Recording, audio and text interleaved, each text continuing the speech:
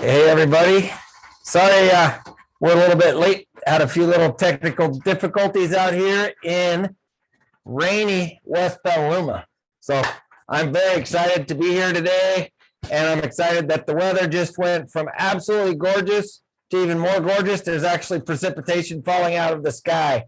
So we are very happy. I'm here with my friend Joe O'Donnell from Seared restaurant in Petaluma, one of my favorite Petaluma restaurants, and we're here today.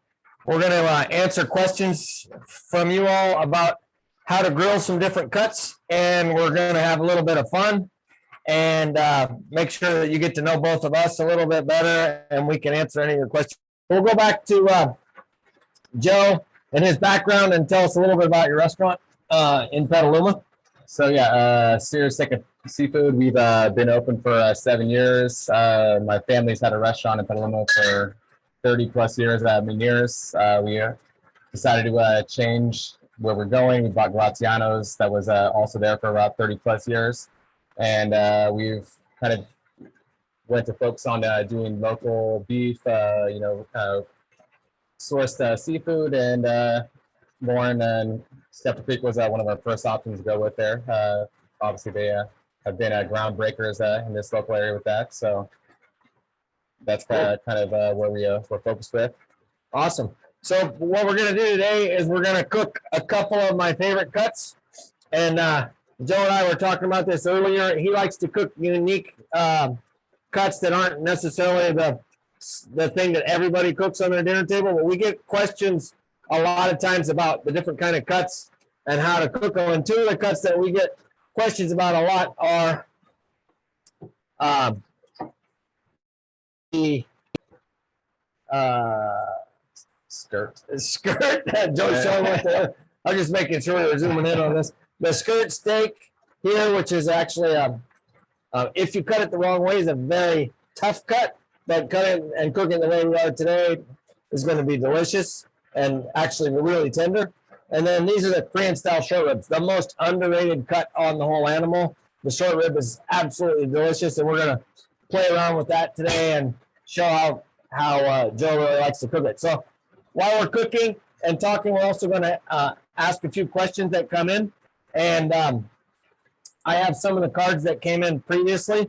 I'm going to just plow through a couple of these questions because some of them are for Joe specifically, some of them are mine. But this is specifically about steak, but what's your best favorite way to cook a steak, Joe? To me, I like to cook steaks very hot, season well, make sure they're room temperature so that you're not going to have them kind of run up really quickly. And then rest your steaks. That's often, I think, overlooked. But after you cook the steak, rest it 4 to 5 minutes, and then finish back up again. Otherwise, you're losing a lot of that essential fat flavor and all that's coming out there. And you say when you finish it again, what's that mean? Cut it or put it back on the grill? I like to put it back. We at Sears specifically, we have a grill that has a flat top and an essential grill. So we grill it, and then after we grill it, we rest it, and we finish it on a flat top with blended out beef fat and butter. Woo! Maybe that's one of the reasons why we absolutely love Seared so much. We good? All right. It's flat raining here now. It was flat, gorgeous, and sunny a couple hours ago, and it's flat raining, which is it's perfectly beautiful. Great. Yeah. We were going to tarp our hay today, and I told the guys, do not tarp the hay because if you tarp it, it won't rain. And I would much rather have rained on hay than dry hay. Yeah. So a couple other questions I have for Joe is what inspired you to become a chef, Joe? My grandma was an amazing cook. So growing up, she always everything handmade, scratch. We lived up in Humboldt County, which is a little rural, so everything was sourced from my uncle would fish, hunts. Everything was kind of bringing in house, so everything was handmade. That's pretty awesome. I'm a big hunter and fisherman too. I'm not sure if you knew that, but I love to cook wild game and fish and catch lots of different critters. So hopefully we'll be able to share some ideas, maybe even use some of these marinades. Oh, absolutely. On some of the stuff that we hunt and fish. Yeah, I think it's all kind of transferable well. I think these are very transferable. And we'll do the recipe after the truck also. So Since we're talking about that, what did you do to these Korean style short ribs? so the short ribs, I went kind of Korean style with it. So I went kalbi. So we make seared our own kimchi. So I pureed the kimchi, and then we went soy, ponzu, and then This looks like yeah. Apples, fresh herbs, a bunch of chilies, and a lot of garlic. So it's pretty traditional. We make our seasonal, so it varies on what time they come to seared. But this one right now has got some winter. So we got butternut squash we roasted, we pureed with it. So it adds a different sweetness to it. That's we get this time of year and some pears. So to me, this is my favorite way to go with it. So is it? Would you call this like sweet? Would it be real sweet? It's sweet and spicy, and it's definitely. I mean, it's got a lot of umami. There's a lot of fish sauce in it also. So I mean, to me, it's nice because they're so thin. You want to have a marinade that you can marinate quickly and then grow quickly. That kind of allows you to have it without over. Like sometimes I might cook as you're going to marinate. So this is allow you not to have it all happen. So when you're talking about marinate quickly, what's that mean? Like. With these, because they're so thin, opposed to like our traditional short rib, these because they're cut across the bone.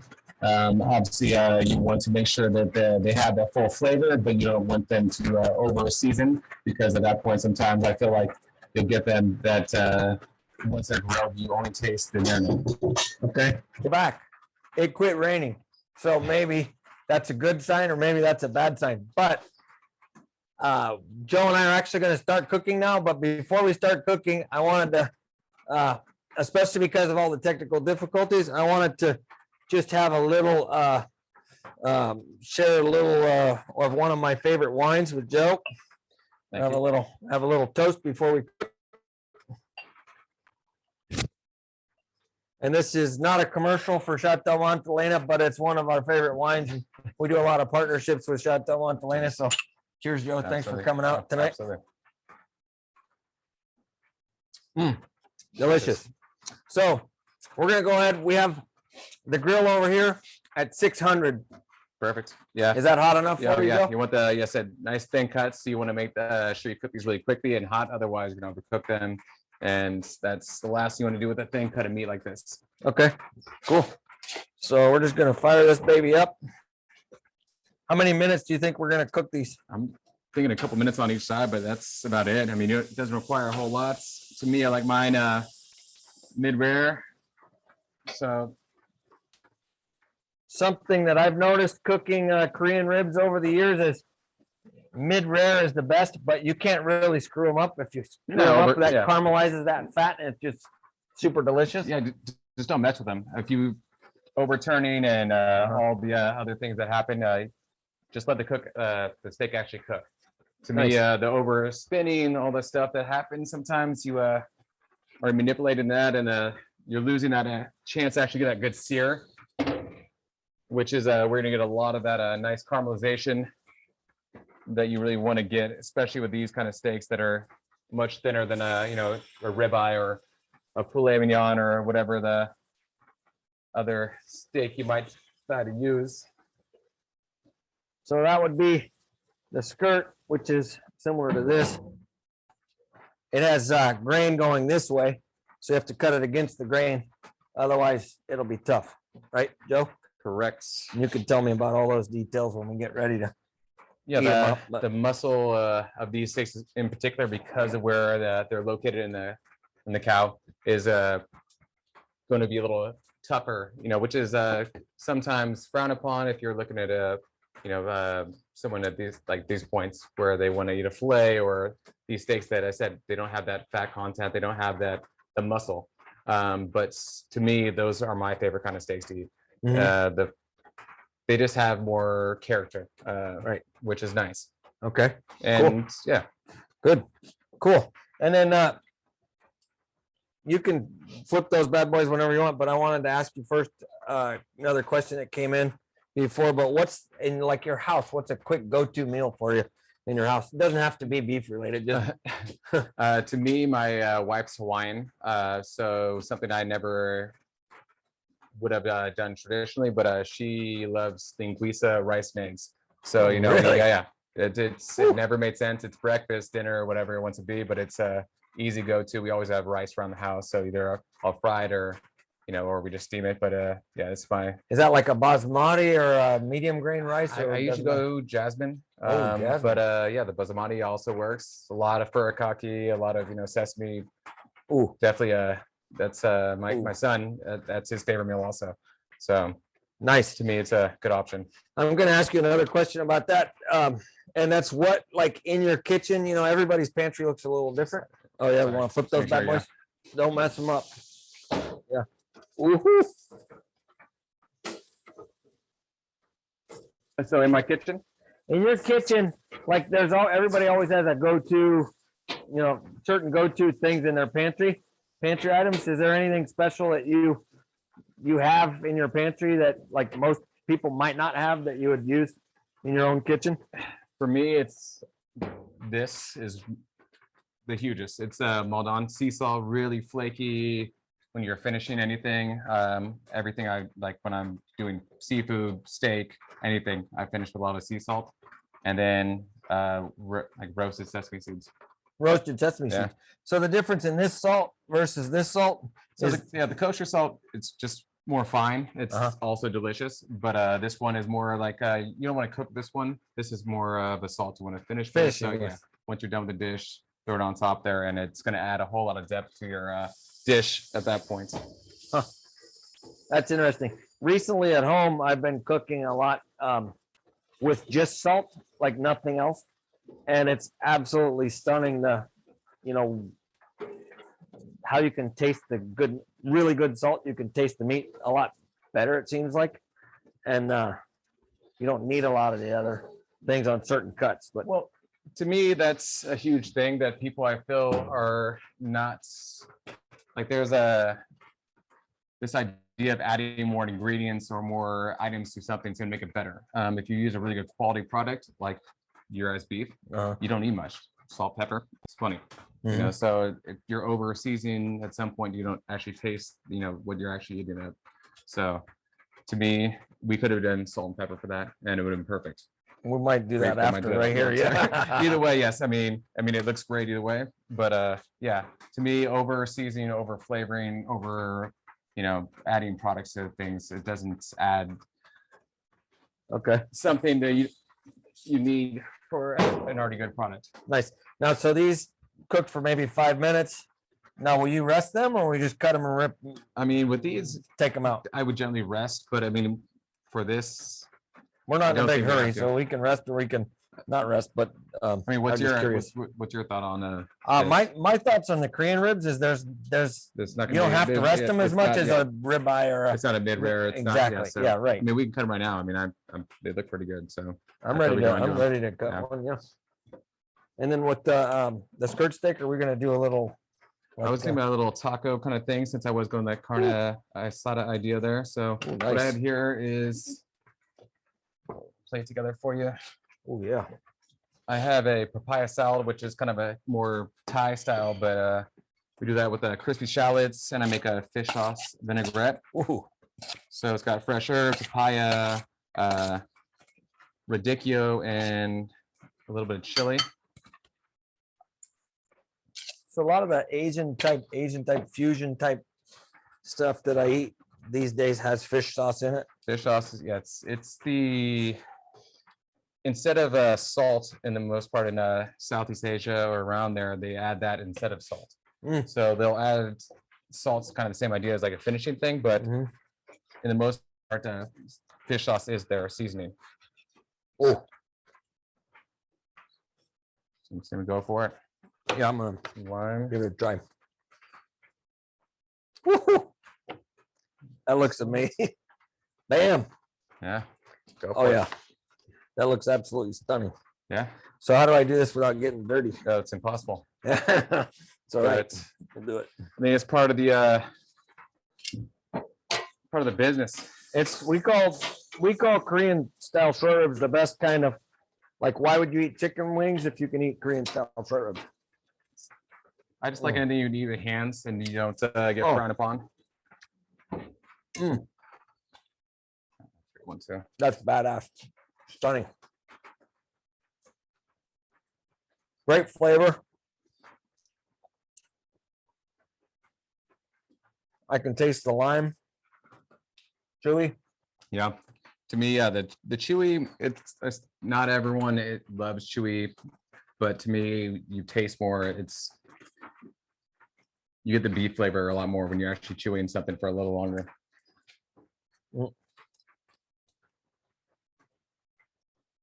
The proper bone. That's really good. Thank you so much, Joe. No, Maisie. You guys probably can't see, but Maisie's under the table. She's ready. I know you know Maisie. She just waited for us to drop something. My dog is the same way at home. Yeah, I got kids, so yeah, they always expecting something to fall off the table afterwards. All right, so Awesome. This time we will let that rest for a second, just because that one is a little thicker, so I will let that one rest. Okay. We'll throw some tortillas together. And then, all right, good. And then I really want you to tell us about when you cut the meat, even, comparing this to another steak like a ribeye or a flat iron or something in your restaurant, the importance of cutting it appropriately. Against the grain. Correctly. Yes. Right. Yeah. Yep. So there's certain cuts that you need to make sure that you cut differently. So a ribeye, certain cuts are not as important, but if you have something like this that has the more muscle tissue, you want to cut across the grain or against the grain. Otherwise, it just makes it more chewy than you would like to be. So like to me, it's tough because like if I'm serving a hanger steak or a square steak at my restaurant, if I don't cut that, sometimes it's tough because you'll send it out to a table, and if they don't know how to, if I don't cut it myself, they will eat it, and then they're like, okay, well, I'm gonna send that back because it seems chewy. But like, well, that's cut the wrong way. Exactly. So to me, that's one of the really important things that I think a lot of people don't realize with different parts of the beef, because to me, I am trying to embrace, and I think that you guys do a great job of it, is going for different cuts of meat and not going for the, not every time ordering the fillet, not every time going this, like to having these different cuts that have the different flavor, that have these different things, but you have to teach and show people how to embrace them. So that makes sense. So like if I come to your restaurant and I order a ribeye, would you give us the whole ribeye or would you give us slices of the ribeye? The ribeye I serve whole. But like for example, my show was doing ribeye caps this weekend, which were amazing. I slice them. If I have a hanger steak or a square steak, I'm slicing them personally because I would like to think that my servers would tell them how to eat that, but it's hard to actually, you would have to sit there and explain that to each table, which that makes sense. Would be tough. And it's already this time after COVID, it's been a challenge. Right. To have people around anyway. So it's right. So right. Oh, that's cool. Let's see. I'm gonna ask a couple more questions just to stay on track here. Looks like we got our favorite cut of meat for you. For me, that's tough. It depends on when you ask me. Generally, I'll go with the short ribs. I like both styles. I really do like braising short ribs. But I also love the Korean style, just to, depending on what I'm doing or application I'm, going for. But I like really fatty cuts of meat in general. It's kind of my go-to. Yeah, that question actually was intended for me as well. And I would say the short ribs are the sleeper, but hands down probably one of the most flavorful pieces of the animal. And if you're gonna do a steak, for me, I like the sirloin cap or the culotte. I absolutely love the fat cap there and cutting against the grain and just velvety texture.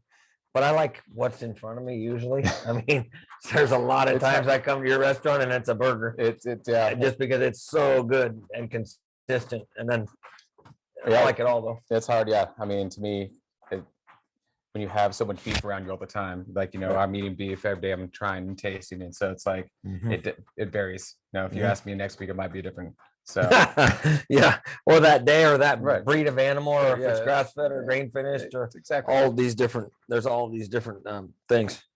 Let's see. Favorite ingredient, that's an easy one. I think you've already told us. Yeah, lots of salt. Really good. Yeah, my wife, And the brand is that? That's Maldon, but there's we use a lot of different sea salts. So like I would recommend anyone who wants to start cooking more, finding a good sea salt they like. There's some that are better. There's one if you go to Oregon, I like to use a lot. But yeah, salt is great. All right, good. I just had I was just checking my time and I had one of my friends, Dan. Hey, Dan. He just texted me. He said that I'm like Guy Fieri. I said, no. Loren Fieri. No, I don't think so. But I did saying bam. That's pretty fun. So favorite ingredient, we're there. How long will you rest this skirt steak usually? And how long, when's it too long to rest it? Like, can you serve it kind of cold or does it have to be served warm? I mean, same thing. It's obviously a preference. To me, I think 4-5 minutes is plenty of time. Longer than that is tough. Like when we're busy and we have people coming in the restaurant, sometimes, they'll order and there's appetizers. So we always set the steak because we want to make sure there's plenty of time to rest. As long as you rewarm afterwards, it doesn't take a long time. I tend to undercook my steaks about a degree below what they're asking for. So if it's a rare, I'll go to a mid-rare, I'll go to a rare, medium, same thing.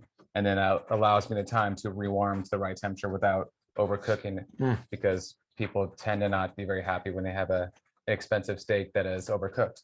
So that's another question, just as a home cook, home chef, is like, what's rare to you? What's medium rare? Like, what's the temp for that? Mine is very different. It gets skewed because people ask that a lot, so for a steakhouse, I feel like our rare is a lot different than if you went to a regular restaurant or your house.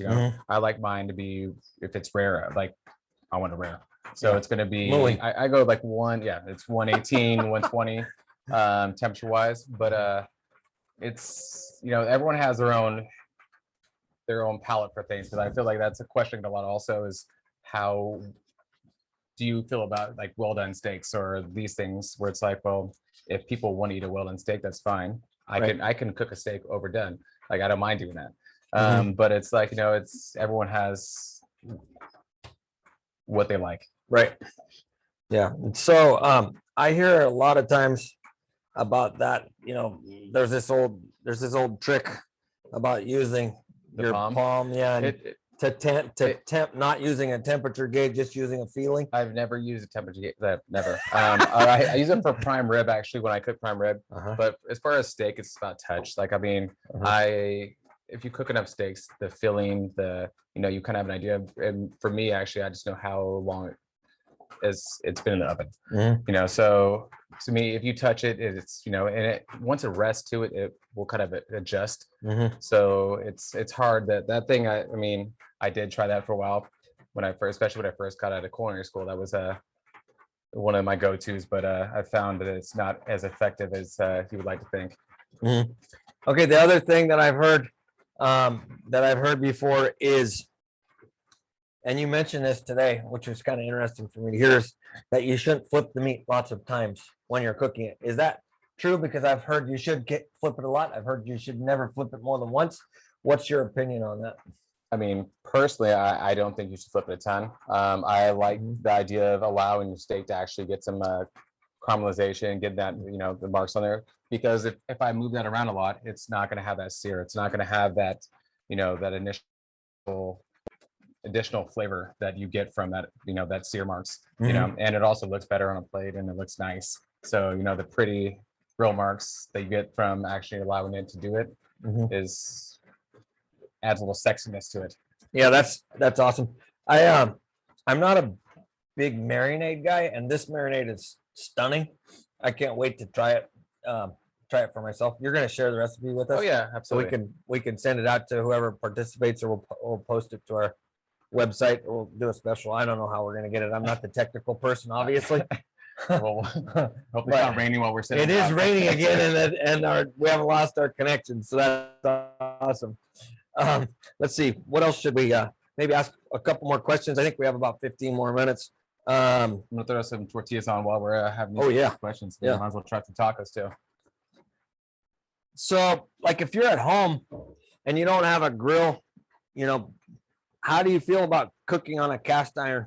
And what's your like go-to? Like if I have a big ribeye at home and a cast iron, do I cook it on the stove or do I put it in the oven?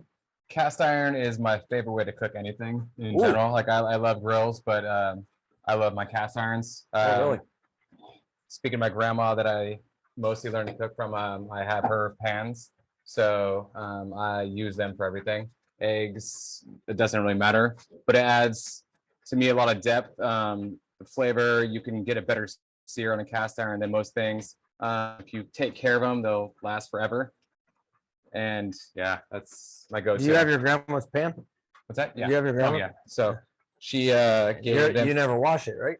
I wash them. Soap. Sometimes. You're not supposed to wash them. I know. Well, unfortunately, I have children, and sometimes you get the build up there. I get it. Yeah. So I will wash them with soap if I need to. I chew. You definitely shouldn't, but sometimes that's the only go-to. But do you only hand wipe when you have yours? I have cast iron and then I have aluminum at home, and my wife doesn't like the cast iron because it's too heavy. Yeah. And we can't wash it.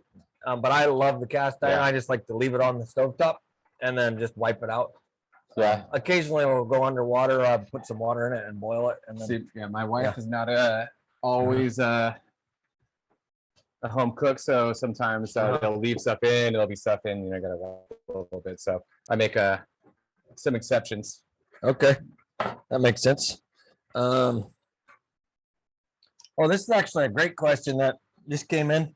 But do you notice a difference when you're cooking grass-fed beef versus like Wagyu or grain-fed beef in terms of how long to cook it or not, or overcooking it, or is it you cook it all the same? Or? Well, it depends.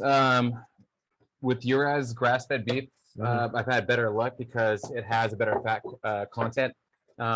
Sometimes in the past, I've had issues because of the lack of fat content. But I feel like with that, it's not really been an issue. So if it's real fatty, it probably cooks the same. Yeah, it cooks a little quicker, but it's if it's leaner, it's like if you're cooking game like venison or something else like that, it cooks quicker, and you don't want to overcook and it ends up being drier, or you have to brine or do other things. With the good quality grass-fed beef, I feel like I cook the same way as I do any sort of other, the Wagyu, it's comparable, but there's the same thing. It's there's not the Wagyu in the States. I feel like sometimes it's like an organic thing where it's like, they label things without actually having fats, so the content's not the same like a Kobe, like a real traditional Kobe, where like the fat is much different. Okay. Well, that's interesting. So what do you have here that you're dressing this with? This is a cabbage, radicchio, onion and cilantro little salad, and then I made some heirloom tomato and guajillo salsa. It's got a little spice, but not too much. A lot of flavor, which goes well with the achote. Obviously, some salt. You do salt on it. Everything. Everything. Yes, like I said, at some point I might have heart issues, but at this point, I'll embrace it. It's not because of the salt. No, well, either way. Well, give it a I try. gotta give it a try. Yeah. See if I could try to make it a little smaller so they aren't spilled all over the place. Oh yeah. We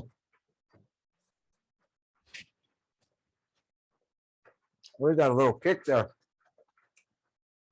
Well, almost like street food. I have worked in the kitchen for a long time, and sorry, chewing at the same time.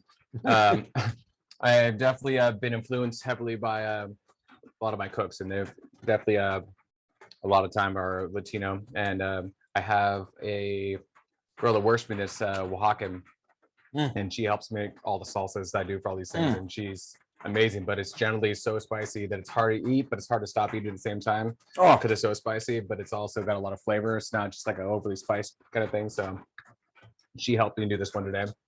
Absolutely. Yeah. Stunning. Mhm. Is this on your menu ever anywhere? Not yet, but I mean, after this, we'll see. I mean, After tonight, it might yeah. make a Cool. little transfer over. Okay, cool. Let me see what other questions we have. You already hit on favorite ingredients to marinate with. Yeah. Tell me a little bit about the fish sauce.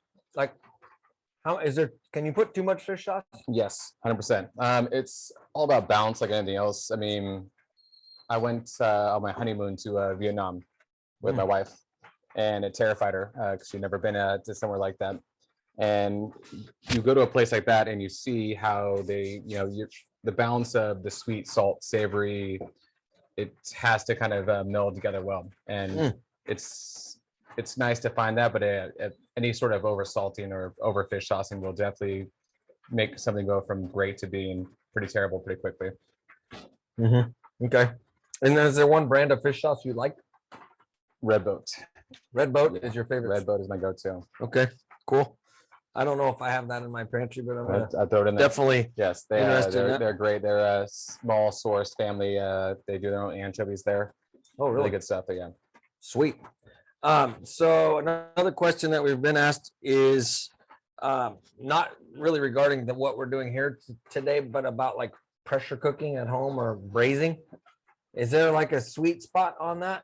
Like how long to braise or how not to braise, or is pressure cooker better than a cast iron skillet to braise, or it depends on the cut and depends on what you have. I mean, I have a couple different kind of pressure cookers in my house, and I like to use them, but end of the day, I prefer just throwing it in a pot and letting it braise. But there's nothing wrong with using something that's a little more quick and like efficient, like the whatever's easiest to me at some point, especially at home. It's nice not to like overthink things. It's like I feel like that's sometimes end up being an issue where it's like you're trying too hard to do something where it should be enjoyable. You're not, Yeah. So something that I like to cook a lot, and maybe it's my Italian heritage, but I love to cook the shank. Yeah. Ossobuco. Yeah, absolutely. And sometimes I've noticed that if you don't cook it long enough, like in a crock pot or something, it's really tough. And not necessarily ossobuco, but any cuts like that. Is there a sweet spot in terms of time when it goes from being really tough to tender, or if it's really tough, it's always going to be tough? Once again, it just kind of varies, like with something like that, with especially the shoulders or legs. I feel like you want to go and it also depends on temperature and how long, like the pressure you're going to have in there. So if you're having another pressure cooker, it's going to be less compared if you're using just a traditional braise. But for me, it's better to overgo than undergo at that point, because to me, if you're chewing on something, well, to me, actually, personally, I don't mind actually chewing on something, but if I'm at the restaurant, if it's braised, you don't want it to be tough. Exactly. Yeah. So at that point, it makes a personal preference. Yep.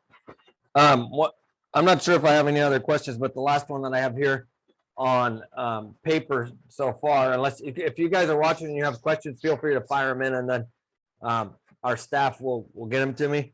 But this is a funny question because it is a commercial for Stemple, but where can you buy Korean short ribs and skirt steaks like we're seeing here today? That's a great question. I mean, you can buy them at Sunday farmers market, Thursday farmers market, or on our website, stemplecreek.com. Most of you that are watching this probably have already done that or know where they can buy it, but it sounds like we have some new people too. And then we're in a lot of smaller retailers like Oliver's Market, Petaluma Market here in our area, and Berkeley Bowl in the East Bay, Buy Right in San Francisco, and then United Market and Good Earth in Marin County. Probably Seared now at this point, also. Yeah, and there's a bunch more. Yeah, and maybe Seared. You might be able to even get this as an appetizer on the Seared menu. Yeah, it's brilliant. Yeah, so chicken wings or Korean style short ribs. That's no brainer. Yeah. So let me just make sure I'm not missing anything else. We have a few minutes left here. Another question. Oh, there's a new question. Coming in. Sweet. Come on in. We have two farmers markets. They're both in Marin, the Marin Civic Center, in San Rafael. And one's on, actually we have more than two, but the others are seasonal. We have one in Point Reyes on Saturdays, seasonal though, and we're getting ready to end that. And then the two in Marin are Thursday and Sunday. And we have a plethora of all kinds of meat there. We do beef, lamb, and pork. And we're actually just getting ready to harvest our last round of pigs pork for 2021. And that's going to happen in the next couple weeks, but they're getting big and fat and gorgeous, just like we like them. Absolutely. Is the one in Marin, is that still the same? Did they change the location, or are they both at the Civic Center right They're there? both at the Civic Center. I know think they one's a changed little, back and forth. yeah, one's a little bit different location, but Yeah. they're both at the Civic Center. And we usually have a lot of different types of cuts there. We have another question. Oop, I just stepped on Maisie. Oh, Joe, will you be using ramen again making Stemple? Absolutely. Absolutely, man. Ramen is like next level. Yes, I've had some people that are big fans of the ramen using your beef. So all right, that sweet. might be in the near future. This is the type of weather, right? It's ramen weather for sure. Yeah, the rain definitely brings it out. So that was probably one of your cousins that asked that question. Yeah. Oh, man, you guys are piling in the questions now. This is awesome. What were the 4 ingredients in the salsa? In the salsa, Or the 4 which main salsa? ingredients. We're talking about The this spicy guy? one. Yeah, go with the spicy one. This one has guajillo chilies, roasted onions, heirloom tomatoes, and garlic. And then I thin it down with lime juice, and then cumin, salt, pepper. These things are so good. Yeah, those are just a good like handheld snack. Also, just be able to walk around with short ribs. Give me one of those napkins, please. Yeah. Thank you. I have another question coming in. Keep popping up. I'm not going to eat dinner. This is a great one. How early should I take the beef out of the fridge prior to cooking? I would say probably an hour or so. You want it to get just to room temperature, so you don't want to set out too long. If you they have a time temperature thing, they like to say it's 2 hours plus is not great. So like an hour to me is perfect wheelhouse right there. Yeah. So everybody's got their own style of that. Sometimes I take it out in the morning. Yep. I mean, you can't. Like I said, it's not. You're not going to get sick by leaving it on the counter for the half the day. Correct. You can't do it at a restaurant, but at home you also can. true. Yes. Yeah.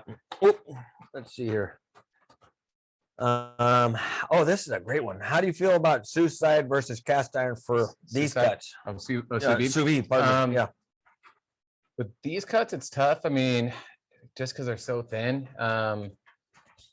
I prefer if I'm using like sous vide with like thicker cuts. I will do a lot of chicken. I'll do like tomahawk ribeyes or big ribeyes. I'll throw those in there. But as far as these like little guys for marinating, I don't mind doing it and like cooking at a really low temperature first. But for the most part, I kind of steer away from that. Do you use sous vide in your restaurant? I do, but I have a very janky small sous vide that I got for my wedding. So I don't do that much. But it's nice. It's a good way to incorporate flavor. And if you're doing a big steak, it's nice. Because we'll do like the bone-in 32-ounce ribeyes sometimes. Ooh. And if you're cooking it from ends up being a 30-minute cook time, it's a bit tough. So I've had a lot of sous vide meat before, and there's only one time I really absolutely loved it, and it was over and over and over and over again, and it was actually short ribs. Oh really? Okay. And it was here at the ranch. Yeah.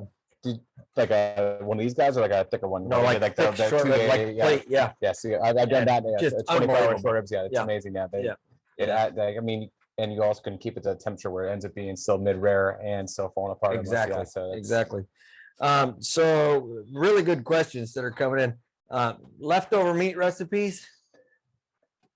I could send that to you, and I'll let you know. To me, it ends up usually being stews, tacos, chili. Yeah, chili. Yeah, I mean, mostly braising items. Yeah. or scrambled eggs. Oh Like, yeah. Oh, I yeah, take absolutely. leftover. The only time I ever eat leftover meat usually is I dice it all up, throw it in a frying pan, scrambled eggs. Yeah, 100%. Yeah, breakfast is. How we doing on time? Okay, we still have a little bit of a minute. Is cooking meat frozen okay?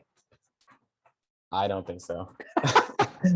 That's a pretty tough question to ask a chef like this who runs a restaurant called Seared. But I can tell you just from my own experience, I'm not the best planner in the world.